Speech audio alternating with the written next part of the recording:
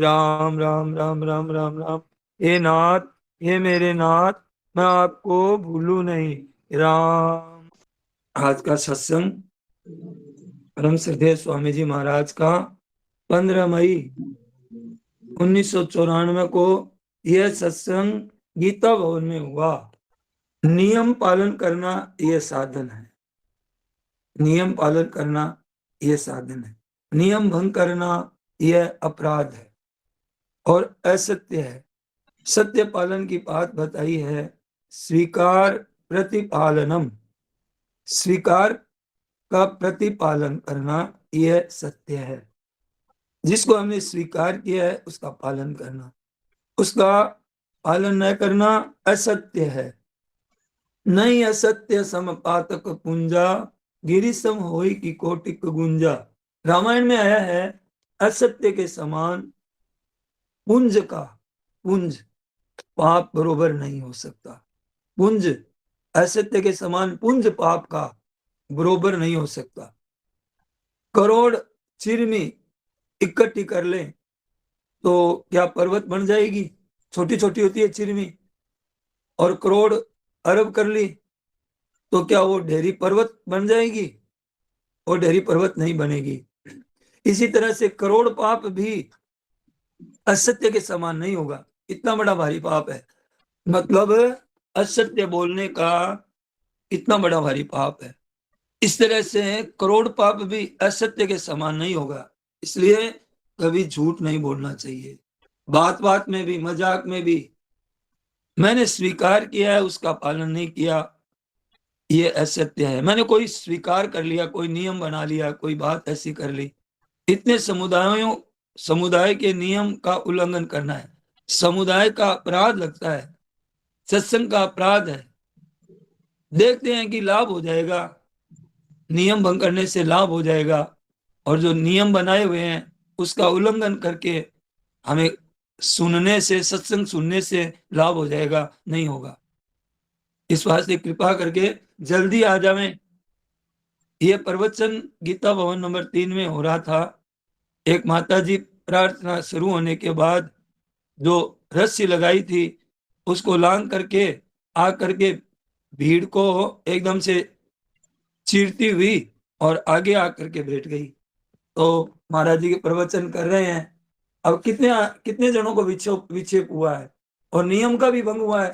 प्रार्थना में अगर 5 बजे आपकी अगर देरी हो गई तो आप कमरे में ही रहें, और आना भी नहीं चाहिए। आए तो कम से कम पीछे ही तो बैठे, किसी को पता ही नहीं चले, दूर बैठ जाएं। इस प्रकार नियम भंग करने से सत्संग का लाभ तो दूर रहा, उल्टा नियम भंग का दोष, अपराध लगेगा, दंड मिलेगा। इस वास्ते कृपा करके जल्दी जल्दी आ जावें। नहीं आवे तो दूर ही बैठ जावें। स्पीकर जो लगाए हुए हैं दूर से सुनाई देता है, फिर अपराध क्यों करें? और कोई सुनने में कमी तो रहती नहीं, और कमी रहती है तो फिर कमी तो होनी चाहिए। क्यों देरी करी आपने? इस वास्ते ऐसा न करके, हमारे तो ये गीता का 3रा अध्याय लिखने लगे थे ना, 3रा अध्याय, तो एक मन में ऐसी विलक्षण बात आई कि मेरी उम्र भर में कभी ऐसी बात सुनने में भी कभी नहीं आई। इतनी विचित्र बात आई। 3रा अध्याय लिखने लगे तब केवल अपनी, मतलब क्या कहते हैं कि केवल अपनी मनुष्यता का पालन करते रहे। जब साधक संजीवनी महाराज जी लिखाए तब 3रा अध्याय जब टीका व्याख्या लिखाने लगे तब ये बात आई कि हमारे पूरे जीवन में ऐसी बात न तो सुनने में आई न हमारे मन में आई। केवल अपनी मनुष्यता का पालन करते रहे। केवल मनुष्य को न करना चाहिए वो न करे, मर्यादा में चलते रहे। ज्ञान के लिए, परमात्मा के लिए साधन नहीं करना पड़ेगा, स्वतः ही मुक्ति हो जाएगी, स्वतः ही। गीता जी में आया है 3रे अध्याय का 11वां श्लोक। वो जब लिखाने लगे महाराज जी, उसमें लिखा था, देवान भावयता नेन ते देवा भावयन्तु वे परस्परम भावयन्त श्रेय परम वाप्स्यते। यज्ञार्थ कर्म करने से अपने अपने जो नियुक्त किए हुए अपने कर्म, उनको मर्यादा से केवल करने से परम सिद्धि को प्राप्त हो जाता है। परम श्रेय अवाप्स्यते, परम कल्याण की प्राप्ति हो जाएगी केवल अपने कर्मों के द्वारा। जो आप कर रहे हैं ठीक ठीक यत्न करते रहें, सबको सुख पहुंचाते रहें और ठीक मर्यादा से चलते रहें। जो मनुष्यता है उस मनुष्यता का ठीक पालन कर लें, तो उद्धार करने के लिए कोई साधन करने की जरूरत नहीं है। उद्धार करने के लिए कोई साधन करने की जरूरत नहीं है, कोई नया साधन कुछ करना ही नहीं है, केवल मर्यादा का पालन करें बस। गृहस्थ है तो गृहस्थ धर्म का पालन करें, साधु है तो साधु का धर्म क्या है वो पालन करें, स्त्री है तो अपने स्त्री धर्म का पालन करें, पुरुष है तो अपने पुरुष धर्म का पालन करें। अपनी अपनी मर्यादा का ठीक उत्साह पूर्वक करें तो कल्याण हो जाता है। और मर्यादा भंग करे तो सत्संग में भी नहीं होता। कितनी सत्संग कर लो, निरोगता के लिए अपना जो आयुर्वेद सिद्धांत बताया है ना, उसके अनुसार कुपथ्य नहीं करना दवाई से बढ़िया है। अपना जो आयुर्वेद सिद्धांत बताया है ना, उसमें कहते हैं कि दवाई लेने से बढ़िया चीज तो क्या है कि कुपथ्य न करें। ये दवाई है बहुत बढ़िया। वैद्य जीवन एक पुस्तक है, उसके लेखक है लोलुम्ब राय। लोलुम्ब राय जी की बनाई हुई एक पुस्तक है, उसमें बहुत बढ़िया बात लिखी है। पथ्यस्तिक धार्यस्य किम औषधम सेवनहि। पथ्य का पालन करें तो औषधि की जरूरत नहीं है, और पथ्य का पालन नहीं करें तो औषधि की जरूरत नहीं है। पथ्य पालन नहीं करेगा तो औषधि कुछ कर नहीं सकती। क्या करेगी औषधि बताइए, आप बताइए, औषधि क्या करेगी? पथ्य का पालन नहीं करेगा तो औषधि क्या काम आएगी? पथ्य स्थिक धारितस्य किम औषधम सेवनम ही। तो पथ्य बढ़िया है, ऐसे भाई बहनों की जची हुई है कि भजन ध्यान करते हैं, ये बढ़िया है। ये बात जची हुई है, ये बढ़िया नहीं है।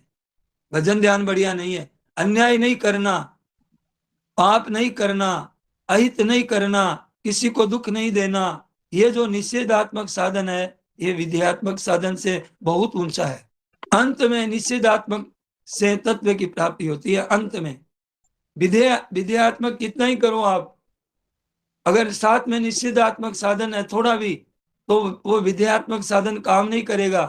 और निषेधात्मक साधन है और विधेयात्मक साधन नहीं है तो निषेधात्मक साधन काम कर देगा। तो बात बताइए, अध्यात्मक साधन से नहीं होती है परमात्मा की प्राप्ति। इतना सत्संग करने, हम इतना सत्संग करते हैं, आपको मालूम हो गया, इतने सत्संग करते हैं कि विद्यात्मक साधन करो तो उसमें अंतःकरण की, शरीर की, इंद्रियों की आवश्यकता होगी कि नहीं होगी? कोई भी हम विद्यात्मक साधन करेंगे तो उसमें मन, बुद्धि, इंद्रियां, शरीर आदि को काम में लेना पड़ेगा। और निषेधात्मक साधन में इसकी आवश्यकता नहीं है, शरीर की भी आवश्यकता नहीं, मन की भी नहीं, बुद्धि की भी नहीं। नहीं नहीं नहीं नहीं नहीं, निषेधात्मक में माया का त्याग है, ये शरीर संसार का त्याग है, इसके साथ संबंध का त्याग है, प्रकृति का।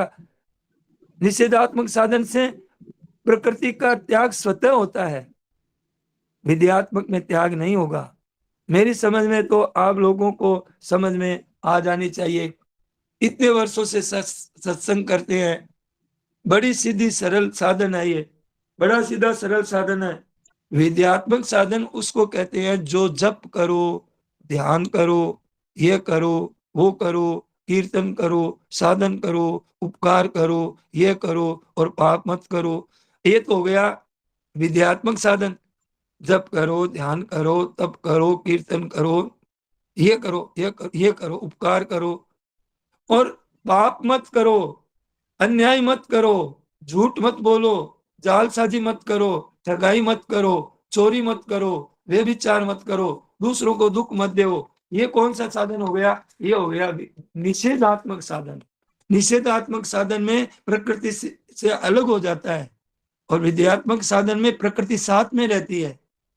विद्यात्मक साधन में स्थूल सूक्ष्म कारण शरीर के बिना आप विद्यात्मक साधन कर ही नहीं सकते, और निषेधात्मक साधन में किसी की जरूरत नहीं है, किसी की भी जरूरत नहीं है। तो निषेधात्मक साधन बहुत ऊंचा है। यम नियम आदि होते हैं ना, यम नियम, यम ऊंचे होते हैं नियम से। ये यम नियम योग के 8 अंगों का हिस्सा है। ये यम नियम, यम क्या है? यम नियमों से ऊंचा होता है। नियम, नियम का मतलब है कि पालन करना, यम माने संयम करना। तो ये नियम विद्यात्मक, तो नियम तो राक्षसों में भी होते थे, राक्षसों में भी नियम होते थे, दैत्यों में भी होते थे, पर उनमें निषेधात्मक साधन नहीं होता था। हम झूठ नहीं बोलेंगे, हिंसा नहीं करेंगे, किसी को दुख नहीं देंगे, कष्ट नहीं देंगे। ये उन राक्षसों में भी नियम होने पर भी ये नहीं थे। संयम था उनमें, जब करना था, तपस्या करनी थी, देवताओं को राजी करके वरदान लेना था। ये विद्यात्मक साधन तो असुरों में भी था, निषेधात्मक साधन तो असुरों में निषेधात्मक साधन नहीं थे, विद्यात्मक साधन तो थे। तो निषेधात्मक साधन जितना ऊंचा है उतना विद्यात्मक साधन नहीं है।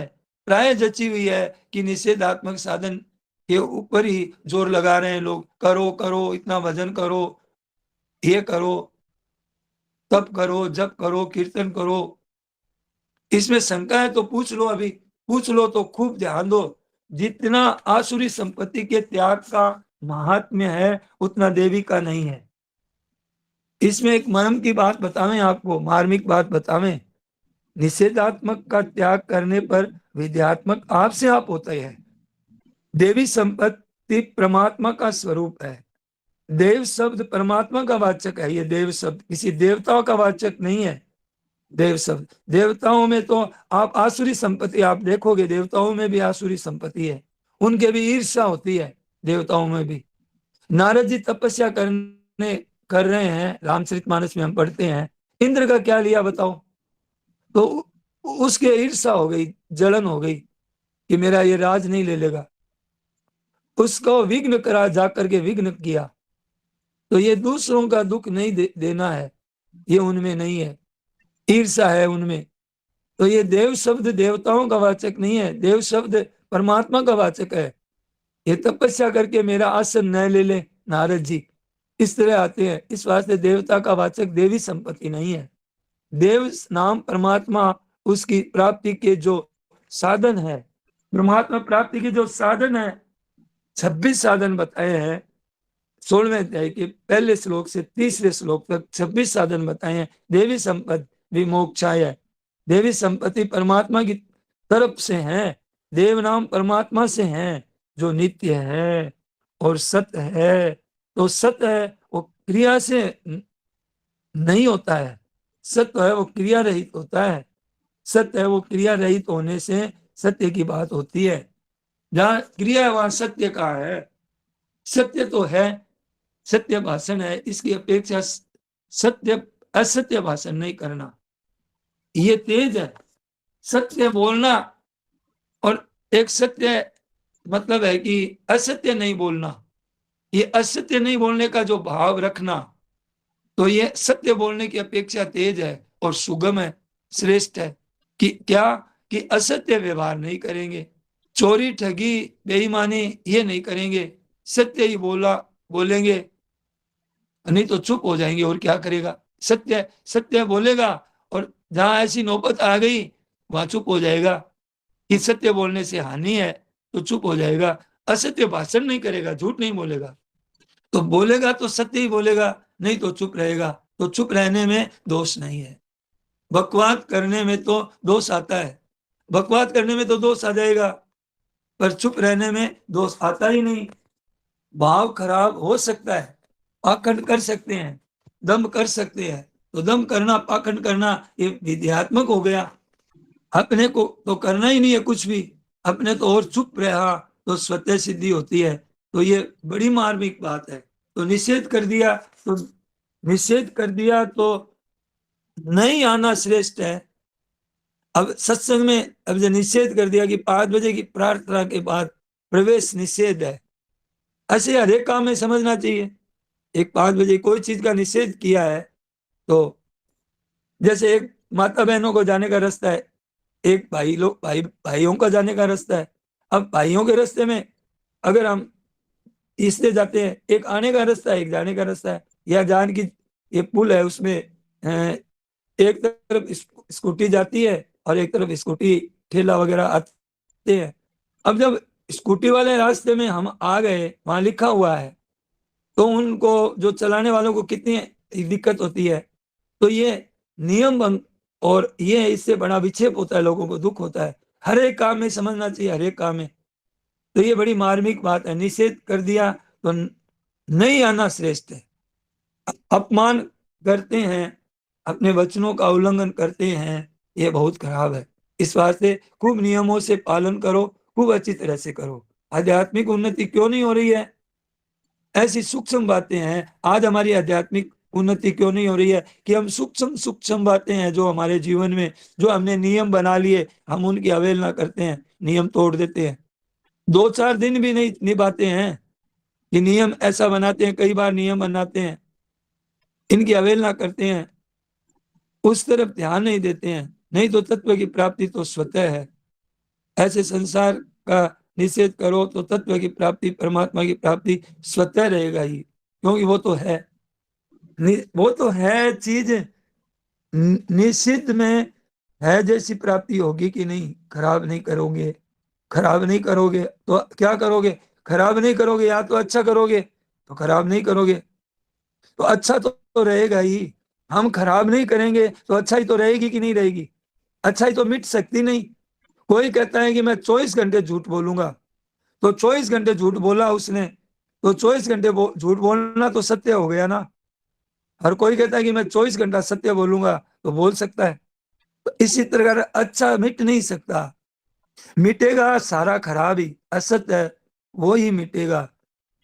तो निषेध करने से सब निश्चित मिट जाएगा। तो है तत्व वो स्वतः प्राप्त हो जाएगा। निश्चित मिट जाएगा तो है तत्व स्वतः प्राप्त हो जाएगा। इस वास्ते निषेधात्मक साधन बड़ा अच्छा है। और निषेधात्मक क्रिया नहीं है प्रधान, निषेधात्मक में त्याग प्रधान है।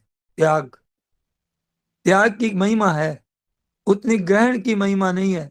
ऐसे मेले में गए, एक धनी आदमी ने 20-50 लाख ये रुपए लगा दिए, सेवा में लगा दिया मेले में। बहुत से साधु महात्मा आए, उनको भोजन कराया। उन वो जो मेले में आए थे, तो वो साधु की टोलियां भी आई थी। साधु उस मेले में कीर्तन भजन कर रहे हैं। तो उनमें विरक्त साधु थे, एक दो। और ना तो उन्होंने कोई भोजन किया, ना कोई वस्त्र लिया, ना कोई कमंडलू लिया। उन्होंने साधुओं ने, और साधुओं ने बहुत लिया। किसी, मतलब उसने बहुत खुले दिल से उसने वितरण किया था सेठ ने। पर वो भिक्षा भी गांव से ला करके और भोजन कर लेते अपने, मिल जाती वहां का जो बनाया, बढ़िया बढ़िया पकवान जो बन रहे थे, नहीं लिए उन्होंने, और अपनी भिक्षा मांग कर निर्वाह कर लिया। और कीर्तन भजन सत्संग करवा दिया और नहीं लिया। तो जो समझदार आदमी थे ना उस मेले में, कुछ समझदार भी होते हैं, उन पर असर पड़ा। तो दूजों ने तो कहा कि सेठ ने बड़ा भारी काम किया है भाई, क्या बात है, बहुत महिमा गाई। और जो समझदार थे, उन्होंने कहा कि इतना सब दिया, इतना सब दिया, इतने साधुओं ने इतना लिया, पर एक साधु कुछ कुछ भी नहीं लिया उसने, उसका बड़ा असर पड़ा। तो नहीं लेना है, जिसे कुछ नहीं लिया दिया 1000। जिसने एक बार भी लिया नहीं किसी ने कुछ भी, तो उसने, सेठ ने तो एक बार दिया है, और नहीं लेने वाले ने, वो साधु ने 1000 बार दिया है। इतना बड़ा पुण्य हुआ उसको नहीं लेने का। यानी सेठ को जितना पुण्य हुआ, उसको 1000 1000 पुण्य हुआ नहीं लेने का। सोचिए आप। तो त्याग के अनंतर तत्काल ही शांति है। त्याग है ना, ये बड़ा ऊंचा है। एक त्याग मात्र से अमरता की प्राप्ति हुई है। त्याग मात्र से, केवल त्याग मात्र से अमरता की प्राप्ति हो जाए, ऐसा उपनिषद कहते हैं। वो त्याग क्या है जी? कि हमें, मतलब है कि निश्चित आचरण नहीं करना, नहीं करेंगे, झूठ नहीं बोलेंगे। इसमें क्या है? निषेधात्मक साधन में नहीं लेंगे, नहीं लेंगे, नहीं नहीं नहीं नहीं नहीं नहीं, तो नहीं नहीं करते करते जो है वो आप ही रह जाएगा। सत का त्याग करे तो सत का त्याग थोड़ी ही हो जाएगा, सत का तो त्याग कोई कर ही नहीं सकता, सत्य तो रह ही जाएगा। सत का त्याग तो कर ही नहीं सकते, त्याग तो असत्य का होगा। असत्य के त्याग से सत्य की प्राप्ति हो जाएगी, असत्य के त्याग से सत्य की प्राप्ति हो जाएगी। इस वास्ते निषेधात्मक साधन बड़ा ऊंचा है। इस वास्ते पाप नहीं करना, दान पुण्य करना विध्यात्मक साधन है। झूठ कपट करके पैसा कमाया और उसका दान पुण्य किया, उसका इतना महात्म्य नहीं है। झूठ कपट करके पैसा कमाया और उसका दान पुण्य किया, उसका महात्म नहीं है। ऐसे जिसने कमाया ही नहीं, असत्य जैसा जैसे तैसे जीवन निर्वाह किया और निश्चित आचरण किया नहीं, तो उसकी जो महिमा है, तो जो सत्य कमाकर हजारों लाखों रुपए दे दिए, उसकी उतनी महिमा नहीं है। सिद्धांत है, सिद्धांत क्या है कि दोनों साधन होते हैं, दोनों साधन होते हैं। विद्यात्मक साधन होता है, निषेधात्मक साधन होता है। संसार में आज जो है विद्यात्मक साधन की प्रचलित है, चलता है। परमात्मा प्राप्ति में निषेधात्मक साधन की महिमा है। इस वास्ते परमात्मा की प्राप्ति और संसार की प्राप्ति के दो कायदे हैं। इसमें दो बात है। संसार का ज्ञान त्याग से होता है, ये बहुत समझने की बात है। और परमात्मा का ज्ञान परमात्मा से अभिन्न होने से होता है।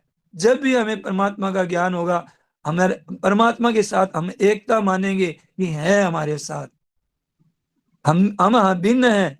परमात्मा और हम अभिन्न हैं, हमें एक रूप है। तब ज्ञान होगा परमात्मा का, नहीं तो नहीं होगा। और संसार का ज्ञान कब होगा हमें? जब संसार के साथ हम नहीं है, शरीर के साथ हम नहीं है। दिखता है साथ हमारे, हमारे साथ नहीं है शरीर। जब हम ये शरीर को और संसार को अपने साथ नहीं मानेंगे, तब संसार का ज्ञान होगा। तो संसार का ज्ञान संसार से अलग होने से होता है, और परमात्मा ज्ञान परमात्मा से एक होने से होता है। परमात्मा से अलग रहते हैं, परमात्मा का ज्ञान नहीं होता है, कभी नहीं होगा। परमात्मा दूर नहीं है, हरि तो बसे हृदय माई। अब भगवान तो हमारे हृदय में बसते हैं। परमात्मा के साथ हम अभिन्न हैं, और परमात्मा के साथ अभिन्नता मानने से हमें परमात्मा का ज्ञान होता है। ये संसार से अलग होने से संसार का ज्ञान होता है। हमने देखा है कि एक एक अच्छे वकील थे, जो वकीलों को पढ़ाते थे। एक दिन मैंने कहा कि भाई चाय का त्याग करो। स्वामी जी महाराज कहते ही थे, प्राय चाय छोड़ने के लिए कहते थे महाराज जी। चाय एक व्यसन मानते थे महाराज जी, एक नशा मानते थे, और ये परमात्मा प्राप्ति में बाधा मानते हैं। जो परमात्मा प्राप्ति चाहते हैं, उनका त्याग, चाय का त्याग कर देना चाहिए। तो ये बात अमरावती की बात बताई है महाराज जी ने, कि जो वकील थे, तो महाराज जी ने कहा भाई चाय का त्याग करो, तो वो वकील ने हाथ ऊंचे नहीं किए, और प्राय सभी ने हाथ ऊंचे कर दिए, और वो कुछ बोले नहीं थे। और बाद में कुछ दिनों के बाद में आकर के मेरे से बाद में मिले, कहा कि मैंने महाराज जी चाय का त्याग कर दिया है। लेकिन जब जिस दिन आपने कहा था ना, मेरा इतना व्यसन था कि मैं कई बार चाय पीता हूं दिन में, और मेरे से छूटेगी कि नहीं छूटेगी ये मेरे को विश्वास ही नहीं था। और मैं आपके सामने, इतने आदमियों के समुदाय के सामने हाथ ऊंचा कर दूं और फिर नहीं छोड़ूं, तो वो तो गलत हो जाएगा। तो बाद में मुझे पता चला कि जो गोभक्षी, गाय का मांस खाने वाले जिस गिलास में चाय पीते थे, उसमें मैंने चाय पी। भक्तों, वही बात, वही चीज, वही गिलास में जो चाय पीते थे, और उसी गिलास में मैं चाय पी मैंने। और उसकी उसकी भी नीयत चाय पीने की, मेरी नीयत भी चाय पीने की। और फिर झूठे, मतलब, और रोगी थाइसिस की जो आदि बीमारी होती है, क्षय की बीमारी होती है आदि को, वो ही बर्तन वो ही पीते हैं, और कितने रोग उसमें आ जाते, कितने, मतलब उसमें रोग के कीटाणु लगे रहते हैं, और वही साफ थोड़ी करते हैं ठीक से। और उसको पीने से कितना पाप होगा उनके साथ में, और उनके साथ में कितना रोग होगा। एक खराब लत है। तो उसने ऐसे कई दोष बताए जो जो मेरे को याद ही नहीं थे, मेरे को ही पता नहीं था, इतने दोष बता दिए उसने। तो त्याग करने से दोष दिखने लगते हैं। तो संसार के त्यागने से संसार के दोष दिखने लग जाते हैं। अब उसे त्यागने से ही पता चला, छोड़ने से पता चला। अब जैसे मतलब जो चाय नहीं पीता है, उसको कितनी एक, मतलब, शांति रहती है उसको। एक, अब यहाँ देखते हैं कि हमारे गीता भवन के आसपास में जितने भी स्टॉल लगी है ना, ये तो हरिजन भाइयों की है। ये हरिजन भाई लोग उसको स्टॉल को लगाते हैं। तो मतलब वो उनके हाथों की चाय बना करके जो मांस आदि का भक्षण करते हैं, खुद भी करते हैं, और और शुद्धि अशुद्धि का कोई ख्याल ही नहीं है उनको, बस पैसे कमाने की है, सुबह ही खोल लेते हैं। तो यहाँ देखें सत्संगी भाई जा जा के चाय पीते हैं। तो मजबूर होकर के गीता भवन ने जब प्रोग्राम होते हैं तो मजबूर होकर के गीता भवन वालों ने यहाँ चाय की स्टॉल लगाना शुरू किया। क्या करें? तो संसार संसार को पकड़े रहने से संसार के दोष नहीं दिखेंगे, छोड़ने से ही दोष दिखेंगे। और परमात्मा को दूर बैठे हुए परमात्मा को जान नहीं सकोगे, परमात्मा से अभिन्न होने से परमात्मा को जान सकोगे। कारण क्या है कि इसका ही परमात्मा से अभिन्न आप हो, इसलिए अभी हमारे को परमात्मा की प्राप्ति है। हम उसके उनके साथ में हम एकता नहीं मानते हैं कि है हमारे साथ में, कैसे है, कैसा रूप है, क्या कर रहे हैं, ये हमें देखने की जरूरत नहीं है। मन बुद्धि से थोड़ी पता चलेगा उनका, वो तो है रूप से विद्यमान है हमारे साथ में। हम और परमात्मा अभिन्न है और संसार अलग है। आप मूल में तो चीज वही है, तो चीज मिलेगी, जो चीज है वही तो मिलेगी ना। इतने शास्त्र कह रहे हैं, महात्मा कह रहे हैं, वो चीज है वही मिलेगी। संसार के त्याग करने से स्वरूप की प्राप्ति हो जाएगी, और स्वरूप से अभिन्न मानने से स्वरूप का ज्ञान हो जाएगा। स्वरूप है हमारा, एक तत्व है। तो संसार का त्याग, ये बड़ी चीज, निषिद्ध का त्याग। आपको किसी को शंका पैदा हो गई हो तो स्वामी जी महाराज कहते हैं कि विशेष शंका है तो बोल दो, निरर्थक बात मत बोलना। निषेधात्मक साधन है, ये बहुत बढ़िया है, बहुत ऊंचा है। त्याग की महिमा है, संसार के त्याग करना है, संसार में त्याग की महिमा है। निश्चित वस्तुओं को पकड़ा है, नाशवान को पकड़ा है, ये तो दोष आया है। और दोष क्या आया है बताइए? नाशवान को पकड़ा है, यही तो दोष आया है। और दोष क्या आया है? नाशवान का त्याग कर दो तो अविनाशी में स्वतः स्थिति हो गई आपकी, है स्थिति आपकी हमारी। नाशवान में स्थिति करोगे तो मन रहेगा, बुद्धि रहेगी, अहम भाव रहेगा। नाशवान का सारा लोगे तो मैं साधन करने वाला हूं, बुद्धि रहेगी। तो वस्तुओं के त्याग का, आराम का त्याग का जो महात्म्य है, वस्तुओं के त्याग का, आराम का जो त्याग का महात्म्य है, वो विधि का नहीं है। इस वास्ते त्याग कर दिया तो ठीक है, बहुत ठीक बात है, त्याग कर दिया, न्याय युक्त ऐसी बात है, सच्ची बात तो यही है। ऐसे व्यक्तियों को मैं जानता हूं जो निश्चित के त्याग का आदर करते हैं, तो उनकी अच्छी स्थिति होती है। और निश्चित का आचरण नहीं करें, निश्चित का आचरण नहीं करें और पैसा बहुत लगा दिया, रुपये भले ही लगा दो, पर निश्चित रूप से पैसा पैदा किया है, उसका जितना दोष हुआ है तो विधि से, दान पुण्य से जल्दी नष्ट नहीं होता है, कम हो जाता है। कम तो हो जाता है पर नष्ट नहीं होता है। ध्यान दो, आप एक बात बताते हैं स्वामी जी महाराज कि कपड़े के एक छटांग कादा, मतलब कीचड़ कादा, और हमने कपड़े के लग गया समझिए, तो क्या एक छटांग पानी से धोने से वो कादा निकल जाएगा? वो उसमें मैल निकल जाएगा उसका? शेर भर पानी से भी दूर नहीं होगा एक छटांग कादा। छिंटा बोल दो तो 16 गुना से भी दूर नहीं होगा। इतना धोने पर भी जो भीतर मैल बढ़ गया है, कपड़ों में फैल गया है मैल, अंदर में धागों में, वो साबुन आदि से ही तो दूर होगा, जल से तो दूर नहीं होगा। इस वास्ते धर्मार्थम यस्य वित्तेहा वरम तस्य निरीहता प्रक्षलनादि पंकस्य दूरादर स्पर्शनम वरम। जिसकी धर्म के लिए चेष्टा है कि दान पुण्य करेंगे, धन कमाओ, दान के लिए धन कमाओ, उपकार करेंगे कि धन धन कमाएंगे तो बहुत उपकार करेंगे, धर्म करेंगे, धर्मार्थ यस्य वित्तया। धन कमाने की चेष्टा दान पुण्य करने के लिए है, तो कहते हैं कि वरम तस्य निरीहता, वो चेष्टा न करना बढ़िया है। अगर आप धर्म के लिए धन पैसा कमाना चाहते हैं तो इससे अच्छा है कि पैसा मत कमाइए, क्योंकि धन कमाने में कहीं ना कहीं झूठ कपट बेईमानी आ ही जाती है, और उसमें कितना समय भी लगता है। कपड़े का दो लग गया तो उसको धोने की अपेक्षा न लगाना ही अच्छा है। क्यों लगाए भाई? कादा लगाए ही क्यों? धोकर साफ करेंगे तो पहले लगाओ ही क्यों? लगा करके धोने में कठिनता पड़ेगी। इस वास्ते धोने की अपेक्षा दूरादर्श स्पर्शनम वरम, दूर से ही स्पर्श ही नहीं करे तो यही बढ़िया है, ये ऊंची चीज है। कोई माई अचानक कोई फिर सत्संग में गड़बड़ कर गई, कोई माई आई और सत्संग में, महाराज जी की सत्संग चल रही थी और बीच में आकर के आगे कहीं बैठ गई।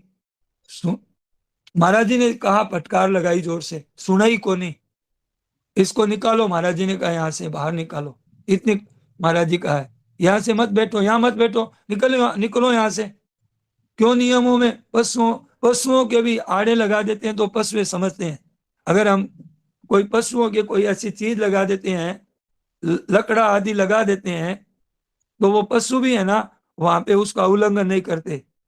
उसे आंख लकड़ा देनी पड़े पशुओं को भी नहीं, ये तो पशुओं से भी नीचे है। पशु भी समझते हैं, वो भी ऐसा नहीं करते हैं और चाहते हैं कल्याण, पता ही नहीं है, बेहोशी में चल रहे हैं, बेहोशी में। फिर महाराज जी ने कहा, राम राम राम राम राम राम राम राम।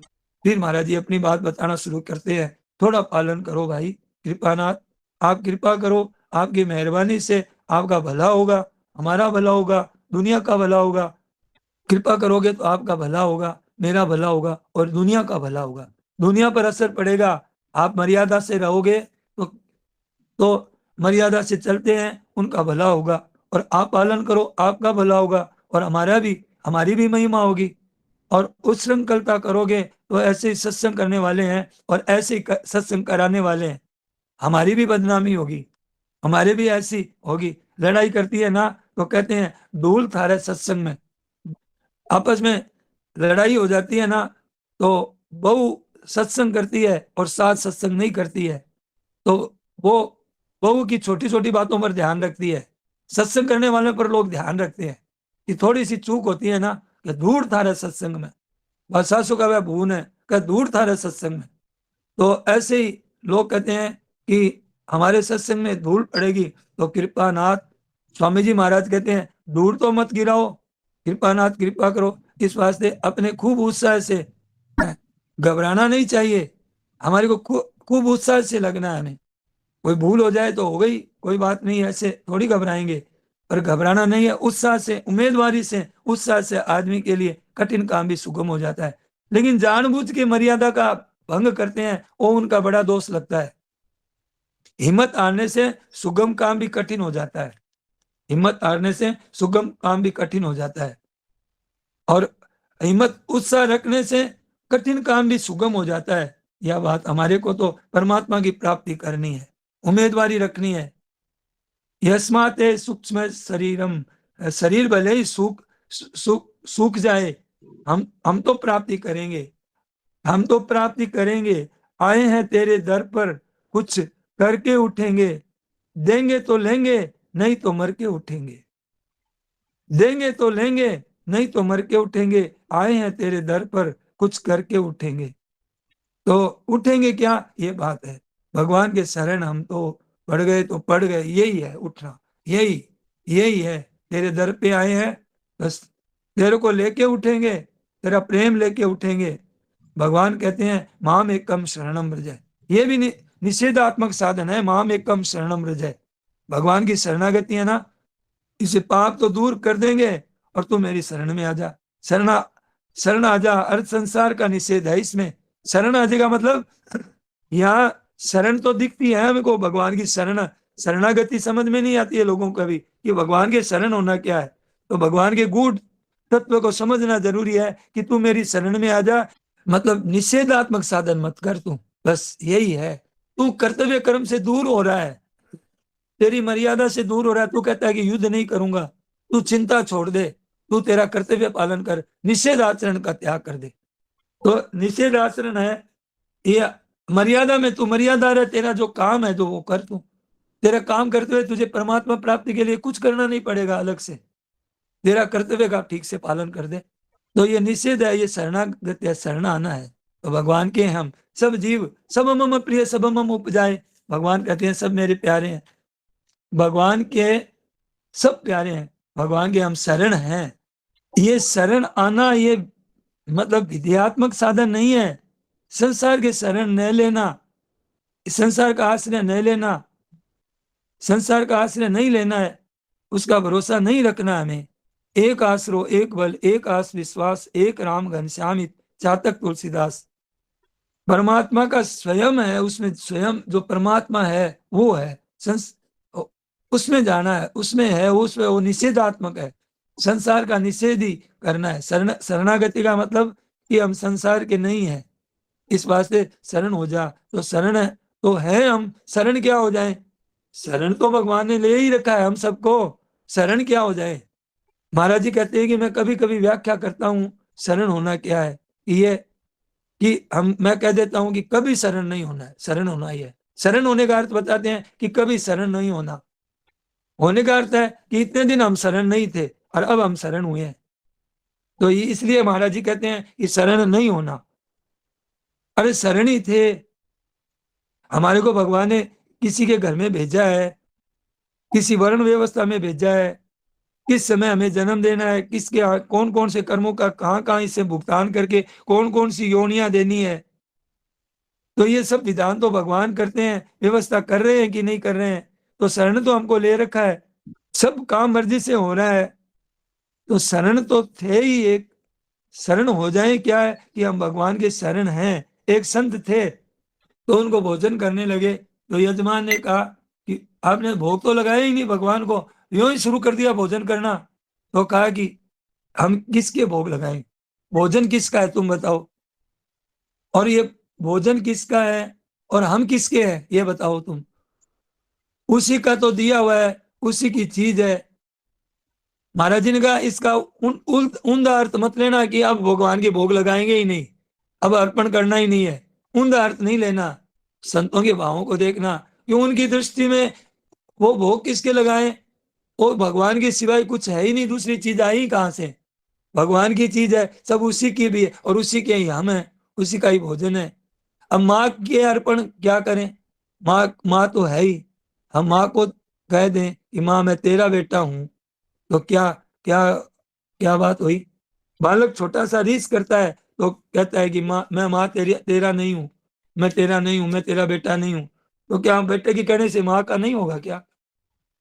माँ का तो है ही वो।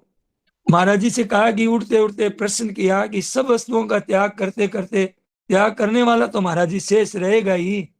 तो महाराज जी का त्याग करना शेष रहेगा, तो असली तत्व है तो वो शेष रहेगा ही।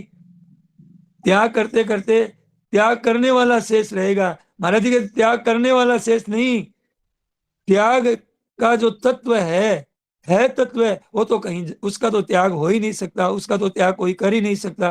तो त्याग किसका होगा कि स्वयं तो रहेगा, अहम का, अहम का त्याग हो जाएगा, अहम नहीं रहेगा। अहम का त्याग कर दो तो स्वयं तत्व रहेगा। यो वशिष्य सोच में हम, जो बाकी है वो उसका त्याग तो होता ही नहीं है, परमात्मा का त्याग होता ही नहीं है, ये बात है। नारायण नारायण नारायण। हे नाथ, हे मेरे नाथ, मैं आपको भूलूं नहीं। सबको प्रणाम। सियावर रामचंद्र की और मुकुट वंशी वाले की जय।